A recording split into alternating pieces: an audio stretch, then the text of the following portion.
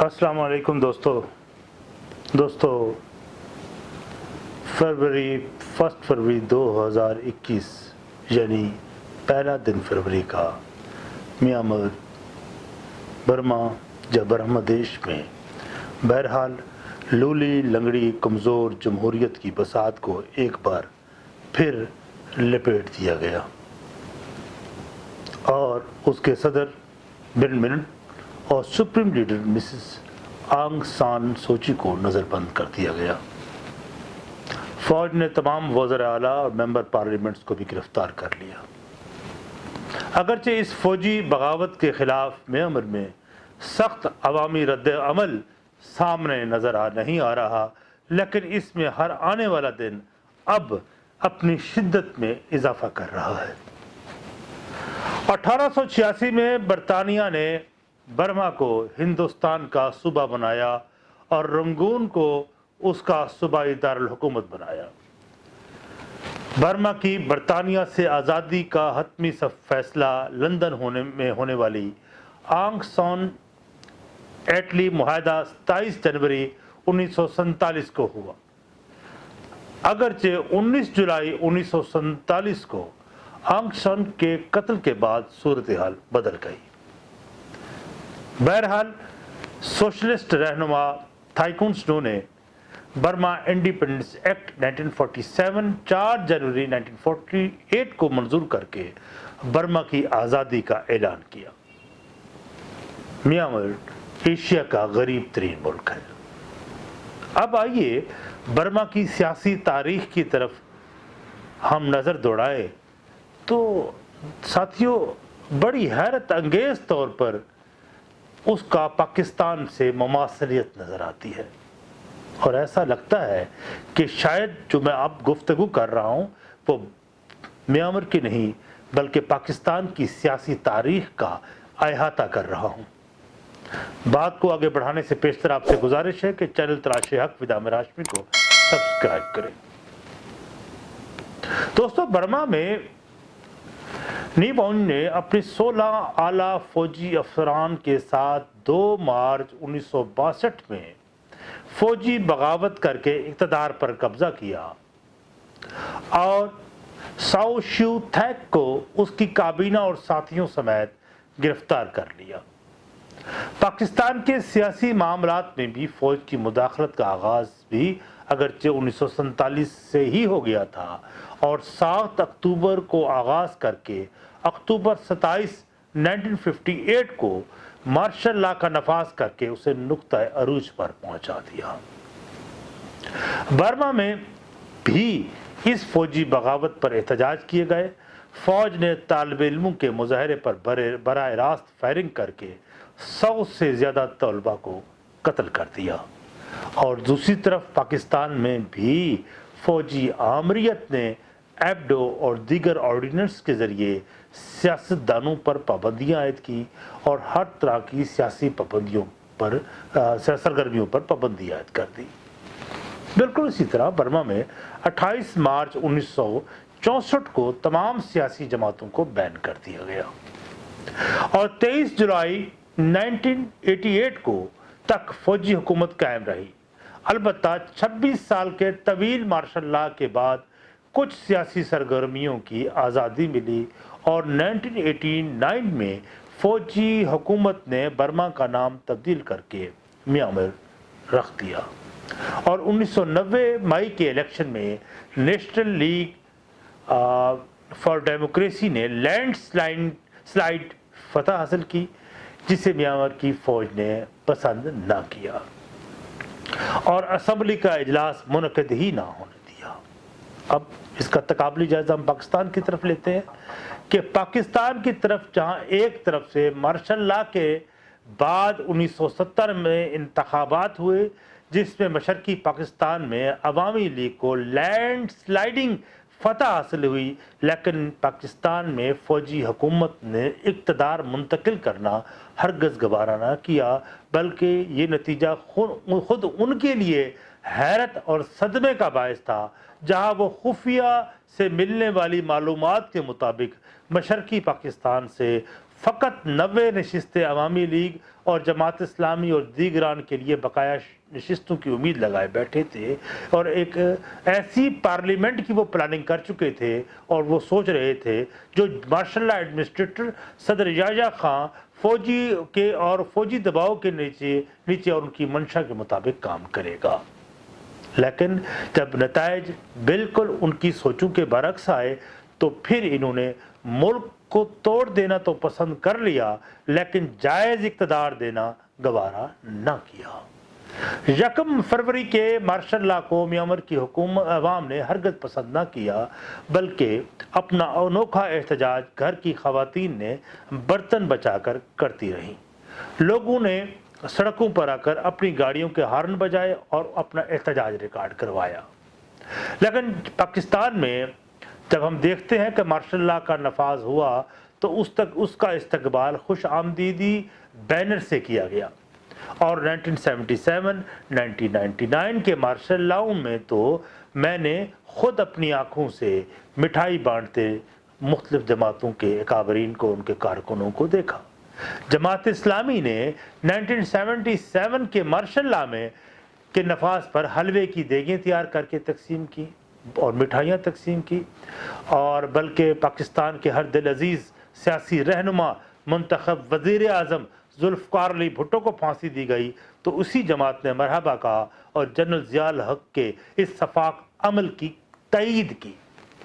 مسلم league کاف جیسی جماعتیں فوجی طالع آزما جنرلز کو عوام اور ملک پر ناجائز قبضہ کرنے کا موقع اور جواز مہیا کرتی رہی ہیں۔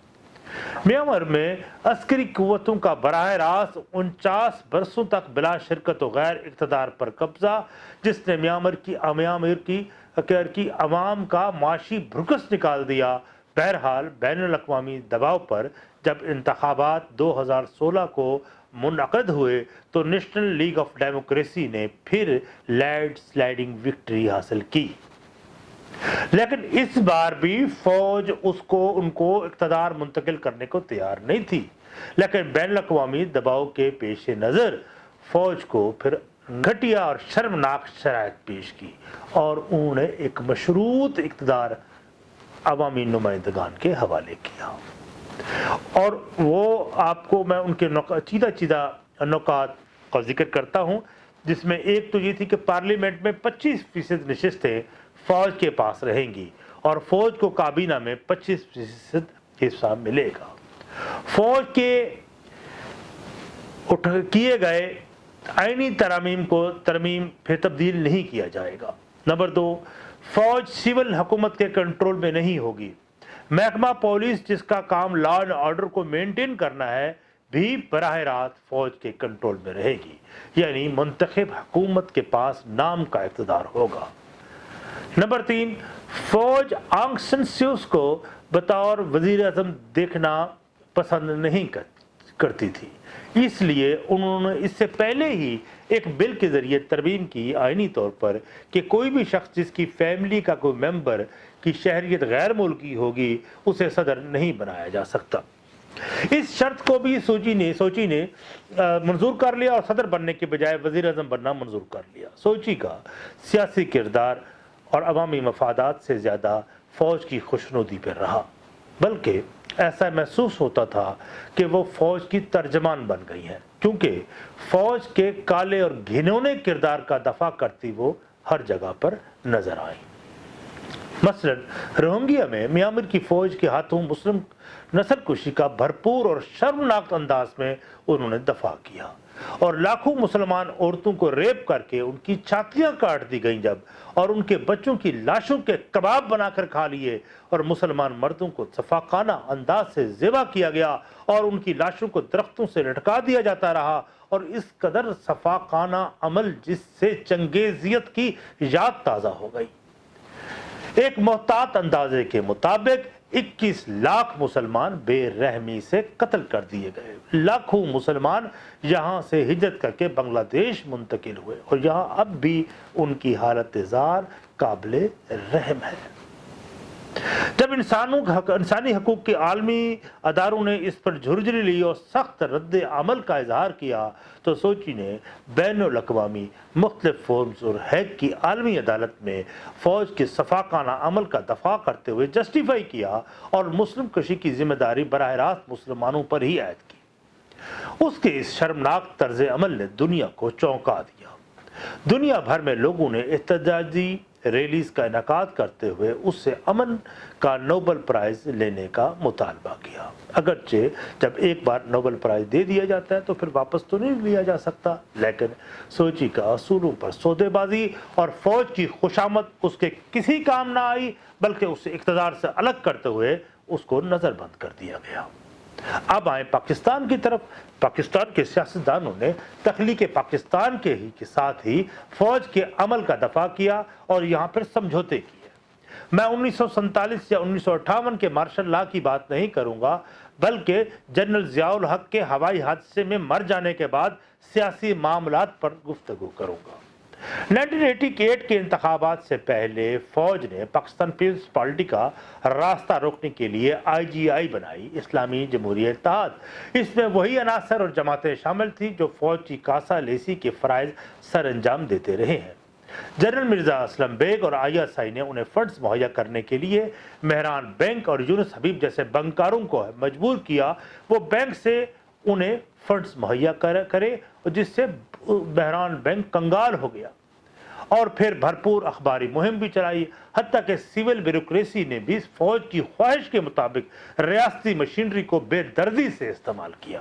लेकिन मोहतरमा बेनज़ीर भुट्टो और पाकिस्तान पीपल्स पार्टी की मकबूलियत इस कदर ओजे सुरैयपी थी कि बावजूद तमाम तर घटिया हथकंडों के पीपल्स पार्टी को इस इंतखाबात में 94 नशिस्तें मिली और फौज की हमायत याफ्ता जमात को फ़कत 56 नशिस्तें मिल चुकी।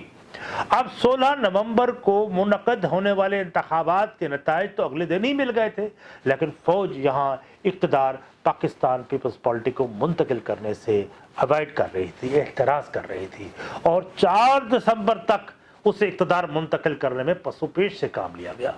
और वहाँ उस अरसे में बैकडोर डिप्लोमेसी और बेनज़ीर भुट्टो और उनके दूसरे अकाबरीन को दबाव में लाने के लिए मुज़ाकरात किए जाते रहे। एक तरफ तो मोहतरमा को अपनी उन सैकड़ों कारकुनों के कर्ब का भी एहसास था जो गुज़श्ता एक दहाई से मार्शल लॉ की दी गई सज़ाओं के नतीजे में जेलों में बंद थे, और वो चाहती थी कि फ़ौज के साथ भी आबरूमंदाना समझौता हो जाए और फिर फ़ौज के 80% मुतालबात उन्हें तस्लीम करने पड़े, और जिसमें यह भी था कि फ़ौज सिविल हुकूमत के ताबे ना होगी। उनकी रिकमेंडेड बंदा, जो फ़ौज का रिकमेंडेड बंदा था, ग़ुलाम इसहाक़ खां को सदर बनाया जाएगा। वज़ारत ख़ारजा पर फ़ौज का ही बंदा जनरल रिटायर्ड जनरल याकूब खान बतौर वज़ीर ख़ारजा रहेगा, और अफ़गानिस्तान और दीगर हसास इशूज़ पर मामलात पर सिविल हुकूमत मुदाखलत नहीं करेगी। फ़ौज के लिए फ़ंड्स में इजाफ़ा किया जाएगा। इस तरह बहुत से फ़ौज के मंजूर शुदा लोगों को पाकिस्तान पीपल्स पार्टी में शामिल करके बाद MNA बनवाया गया और वो वज़ीर में बने, जिनमें कई बहुत से नाम हैं, जिनमें एक ख्वाजा अहमद तारिक रहीम भी हैं जो लाहौर से इलेक्शन जीते थे। लेकिन जैसे ही मोहतरमा बेनज़ीर भुट्टो ने बतौर वज़ीर आज़म अपने कुछ इख्तियारात इस्तेमाल करने की कोशिश की तो ना सिर्फ उन्हें माज़ूल कर दिया गया बल्कि असम्बलीज़ भी तहलील कर दी गई। हालांकि मोहतरमा ने फ़ौज की खुशनुदी के लिए 1988 में उन्हें तमग़े जमहूरियत से नवाजा और उसके लिए एक शानदार तकरीब का एहतमाम किया। मुझे अपने उस दौर में, मैं एक जलसे में शामिल था, एक मीटिंग थी, वहाँ मौजूद था, तो उस वक्त एक हमारे बुज़ुर्ग दोस्त, दानिश्वर दोस्त जो अभी भी मौजूद हैं, अल्लाह उनको ज़िंदगी दे, प्रोफेसर निसार सफदर साहब की वो खुश फहमी में की कही गई बात आज भी याद है, जब उन्होंने खुशी का इजहार करते हुए कहा कि बीबी ने फ़ौज का निकाह सिविल और जमहूरियत से पढ़ा दिया है, अब फ़ौज से हमें कोई ख़तरा नहीं रहा। शायद इस तरह की खुश फहमी का शिकार मोहतरमा बेनज़ीर भुट्टो और पाकिस्तान पीपल्स पार्टी के दूसरे काबरीन भी होंगे। अब आए म्यांमार की तरफ कि आखिर क्या वजह है कि फ़ौज वहाँ भी कभी सियासी अज़ाइम की तकमील के लिए -1 का मकरू फार्मूला अपने मफादात के लिए लाती रही। वहाँ भी फौज के माशी मफादात इस कदर गहरे हैं कि उनकी हिफाजत के लिए वो सियासी मामलात से दस्तकश होने को तैयार नहीं। यही वजह है कि वो सियासतदानों की इक़्तिदार में शराकत को बर्दाश्त नहीं करते और वहाँ भी सियासतदान तमाम तर चाराजोइयों और समझौतों के फौज का मुकम्मल एतमाद हासिल नहीं कर सकते। म्यांमार की फौज क्या रियासत के कौन सा ऐसा शोबा है जो उनकी दस्तरस से महफूज रहा हो? वहाँ फौज प्रॉपर्टी के कारोबार, ऑयल की सप्लाई, शुगर मिल्स, तामीराती कारोबार को चला रही है। फौज ने 2 मालियाती अदारे कायम कर रखे हैं, जिनमें एक म्यांमार इकोनॉमिक्स होल्डिंग्स लिमिटेड और दूसरा म्यांमार इकोनॉमिक्स कॉरपोरेशन है, जो म्यांमार के हर शोबे ज़िंदगी में जिसने सरमायाकारी कर रखी है। ये दोनों फौज के अदारे 106 मुख्तलिफ किस्म के बिजनेसेस को चला रही है, जिनमें एक टेक्सटाइल, तंबाकू, फार्मास्यूटिकल्स, अलगर्ज हर शोबे में इन्वेस्टमेंट कर रखी है। मुल्क की तमाम बंदरगाहें उनके कंट्रोल में है। टेलीकम्युनिकेशंस पर दफा के नाम पर कंट्रोल है। बंदरगाहों से इकट्ठा होने वाला रेवेन्यू उनके तसर्रुफ में है। उन दोनों मालियाती अदारे उनके बदउनवानी और लूट मार का गढ़ है, जिसपे फौजी अफसरान बेपनाह दौलत कमा रहे हैं और लूट रहे हैं। इन दोनों अदारों में फौज के आला अफसरान शेयर्स होल्डर, उनके शेयर्स हैं। म्यांमार के मौजूदा आर्मी चीफ मन आंग हेलिंग्स का शुमार इन्हीं अदारों के मालकान में से होता है। इन्हीं अदारों की मदद से पूरे मुल्क के माशी निज़ाम को अपने शिकंजे में जकड़ रखा है। फौज के हाजिर सर्विस रिटायर्ड अफसरान हों या हाजिर सर्विस अफसरान हों, इस बहती गंगा में खूब हाथ धो रहे हैं। फौज इस कदर कारोबारी मामलात में उलझी हुई है कि बटालियन लेवल का हर फौजी अफसर कोई ना कोई अपना धंधा चला रहा है। मंशियात की पैदावार, उसकी स्मगलिंग में बर्मा की फौज, म्यांमार की फौज मुकम्मल तौर पर मुलव्वस है। म्यांमार का नाम दुनिया के मंशियात पैदा करने वाले अफगानिस्तान के बाद दूसरे नंबर पर है, लेकिन उसकी सरहदें थाईलैंड और माउस से मिलती हैं, जिन्हें गोल्डन ट्रायंगल कहा जाता है कि सरहदी इलाकों की ज़मीन पर यहाँ पोस्ट खुलेआम उगाई जाती है, जहाँ हेरोइन और कोकीन तैयार करने की फैक्ट्रियाँ कायम कर रखी हैं, जहाँ से फौज बराह रास्त मंशियात अपनी तैयार करवा कर थाईलैंड भिजवा कर यूरोप, अमेरिका और दीगर ममालिक में गैर कानूनी तरीके से एक्सपोर्ट करके अरबों डॉलर्स कमा रही है। तकरीबन सालाना 60 अरब डॉलर्स की मंशियात की एक्सपोर्ट की जाती है। अफसोस की बात तो यह है कि फौज मुल्क के अंदर भी हेरोइन सप्लाई करती है और अपनी ही कौम को जिस्मानी और ज़हनी तौर पर नकारा कर रही है। इस बात की हकीकत से इनकार नहीं कि एक मुनज़्ज़म बदमाशों का गिरोह या गैंग या माफिया मुल्क के दफा पर मामूर है। अवाम या किसी सियासी जमात का हौसला नहीं कि वह बाकायदा उनसे जंग कर सके, क्योंकि अरबों डॉलर्स के ताकतवर अदारे ने पूरी मुल्क की माशियत को अवाम समेत जरगमाल बना रखा है। म्यांमार में फौज के इंसानी हकूक की पामाली पर अगर आलमी पाबंदियां लगती भी हैं, तो भी उसकी इज्जत पर अवाम आती है कि वही महंगाई के वगैरह के से मुतासर होते हैं, वो इसी चक्की में बस पिसते हैं। फौज पर कोई असरात मुरतब नहीं होते। अवामी एहतजाज तहरीकों को सफाकाना अंदाज से कुचल देने की रवश पुरानी है, जहाँ बारहा फौज ने अवाम पर बराह रास्त गोलियां चलाकर सैकड़ों लोगों का कत्ल किया।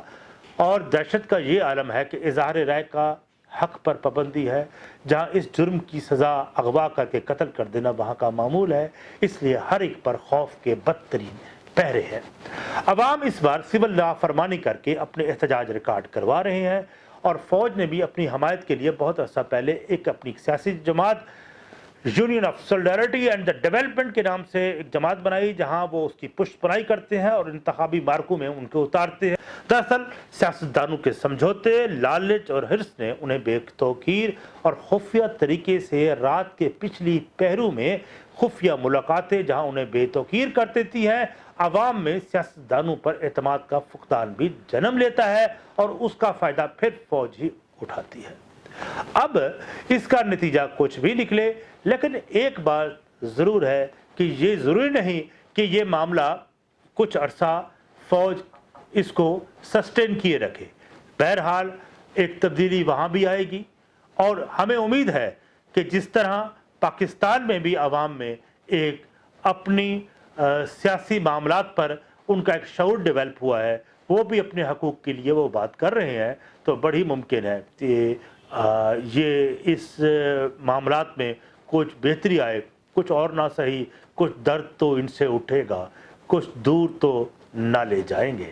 اب آپ سے میں اجازت چاہوں گا اس امید کے ساتھ کہ آپ چینل تراش حق کو سبسکرائب کریں اور بیل آئیکن کے بٹن کو بھی پریس کریں اور اپنی آرا سے بھی نوازیں، اس کو شیئر بھی کر دیا کریں۔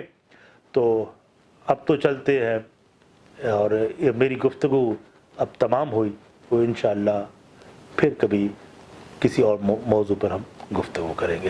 والسلام۔